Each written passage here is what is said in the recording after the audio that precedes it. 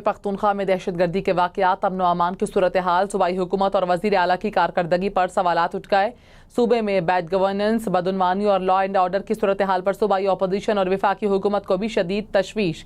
خیبر پختونخوا میں وزارت داخلہ کے غیر متحرک کردار پر صوبائی حکومت پر تنقید کی جا رہی ہے۔ گورنر فیصل کریم کنڈی صوبائی اپوزیشن، وفاقی حکومت اور تجزیہ کاروں کے سوالات اور خدشات پر یہ رپورٹ دیکھتے ہیں۔ پی ٹی آئی کو صوبہ خیبر پختونخوا میں حکومت کرتے ہوئے ایک دہائی سے زائد عرصہ ہو چکا ہے۔ گورنر خیبر پختونخوا کا کہنا ہے کہ حکومتی نااہلی اور بیڈ گورننس کا اندازہ اس حقیقت سے لگایا جا سکتا ہے کہ صوبہ اب بھی مسائل کا شکار ہے، اور پی ٹی آئی رہنماؤں کی ساری توجہ بیان بازی اور دوسرے صوبوں میں جلسے جلوسوں کے لیے سرکاری وسائل استعمال کرنے پر مرکوز ہے۔ امن و امان کی صورتحال کسی طور بھی تسلی بخش نہیں، جس کی ذمہ داری موجودہ صوبائی حکومت پر عائد ہوتی ہے۔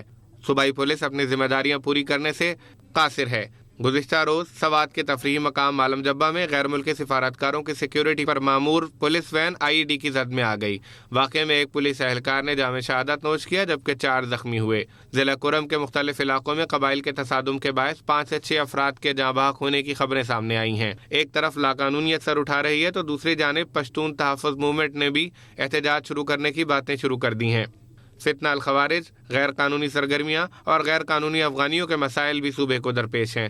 صوبے میں حکومت نام کی کوئی چیز نظر نہیں آتی۔ جب حکومت نہیں تو اس کے رٹ کا سوال ہی پیدا نہیں ہوتا۔ صوبائی اپوزیشن نے بھی خیبر پختونخوا میں پی ٹی آئی کی حکومت کو نااہل قرار دیتے ہوئے کہا ہے کہ صوبے میں بیڈ گورننس اور مالی کرپشن کی ہزاروں مثالیں مل سکتی ہیں۔ وزیر اعلیٰ خیبر پختونخوا ایک شرپسند شخص کے طور پر سامنے آئے ہیں، جن کے پاس واحد اہلیت بانی پی ٹی آئی کے ریاستی اداروں کے خلاف شرپسندی کے بیانیے کو آگے بڑھانا ہے۔ وزیر اعلیٰ کی توجہ نہ تو پولیس کے اہم محکمے پر ہے، نہ انہیں صوبے میں بڑھتی دہشت گردی پر کوئی فکر ہے۔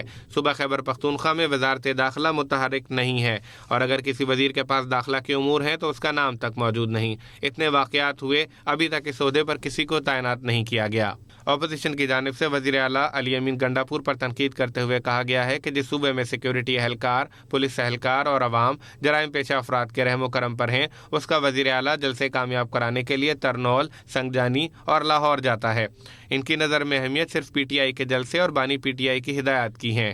یہ نہ پہلے عوامی سطح کی سوچ رکھتے تھے، نہ اب۔ جس صوبے کا وزیر اعلیٰ خود دہشت گردی کرتے ہوئے کلاشنکوف اٹھا کر ٹرکوں کے شیشے توڑے، وہ کیا دہشت گردوں کو روکے گا؟ تجزیہ کاروں کے مطابق صوبہ خیبر پختونخوا میں امن و امان کی بدترین صورتحال کی وجہ کرپشن اور حکومتی بد انتظامی ہے، جس کے باعث عوام کو شدید پریشانی ہے۔ صوبے کا شاید ہی کوئی حکومتی شعبہ رشوت ستانی اور بد انتظامی سے محفوظ ہو۔ گورنر خیبر پختونخوا، صوبائی اپوزیشن، وفاقی حکومت اور تجزیہ کاروں نے خدشات کا اظہار کرتے ہوئے سوال کیا ہے کہ جس صوبے میں اس طرح کے مخدوش حالات ہوں، کیا وہاں کا وزیر اعلیٰ علی امین گنڈاپور جیسا ہونا چاہیے؟ کیا خیبر پختونخوا کے عوام کو اس بات کی سزا دی جا رہی ہے کہ انہوں نے بہتر مستقبل کے لیے ووٹ دیا؟ ایک ایسا صوبہ جہاں لاقانونیت بڑھ رہی ہے، کیا وہاں پر مستقل وزیر داخلہ ہونا ضروری نہیں ہے؟